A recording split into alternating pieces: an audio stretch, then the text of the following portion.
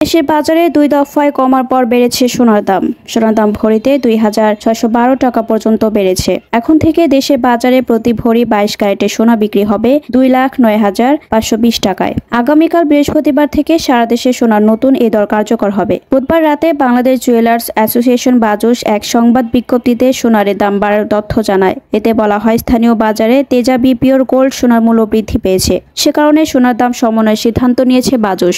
নতুন মূল্য অনুযায়ী 21 ক্যারেটের 1 ভরি সোনার দামে বেড়ে 2,03 টাকা নির্ধারণ করা হয়েছে। এছাড়া 18 ক্যারেটের 1 ভরি সোনার দাম 1,71,426 টাকা নির্ধারণ করা হয়েছে। আর সনাতন পদ্ধতির 1 ভরি সোনার দাম 1,42,592 টাকা নির্ধারণ করা হয়েছে। অপরিবর্তিত আছে রূপার দাম। 22 ক্যারেটের রূপার ভরি 4,246 টাকা, 21 ক্যারেটের রূপার দাম ভরি 4,047 টাকা এবং 18 ক্যারেটের রূপার দাম ভরি 3,476 টাকা নির্ধারণ করা হয়। আর সনাতন পদ্ধতির 1 ভরি রূপার দাম 2,601 টাকা নির্ধারণ করা হয়েছে।